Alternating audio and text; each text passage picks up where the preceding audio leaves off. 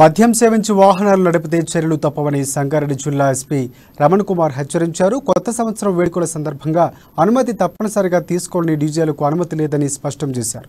ఇతరులకు ఇబ్బంది కలిగించేలా ప్రవర్తిస్తే చర్యలు తీసుకుంటామని హెచ్చరించారు. గత ఏడాదితో పోలిస్తే జిల్లాలో క్రైమ్ రేటు తగ్గిందని, కరోనా ముప్పు పొంచి ఉన్న నేపథ్యంలో ప్రతి ఒక్కరూ జాగ్రత్తలు పాటించాలని ఎస్పీ రమణ్ కుమార్ వివరించారు. తప్పకుండా వాళ్ళ మీద యాక్షన్ తీసుకోవడం జరుగుతుంది. తర్వాత ఇళ్లలో కానీ కాలనీస్లో కానీ డీజేలు పెట్టి మిగతా పక్క వాళ్ళందరికీ ఇబ్బంది కలిగించేట్టుగా అతి ఎక్కువ సౌండ్ పెట్టడము లేదా ఇబ్బంది చేయడం ఇలాంటివి కూడా చేయకూడదు. ఎవరన్నా ఏదైనా ప్రోగ్రామ్ కండక్ట్ చేయాలంటే తప్పనిసరిగా మీ కన్సర్న్ పోలీస్ స్టేషన్ నుంచి వెళ్ళి అప్లికేషన్ పెట్టి పర్మిషన్ తీసుకోండి. సో దానికి నిబంధనలు ఏవైతే విధిస్తారో ఆ నిబంధనలను పాటించి మీరు కార్యక్రమాలు జరుపుకోవచ్చు.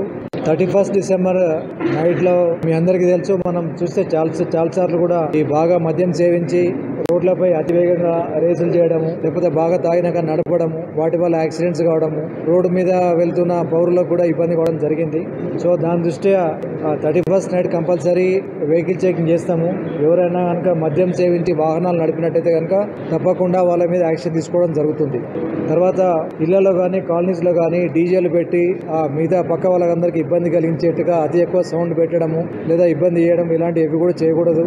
ఎవరన్నా ఏదైనా ప్రోగ్రామ్ కండక్ట్ చేయాలంటే తప్ప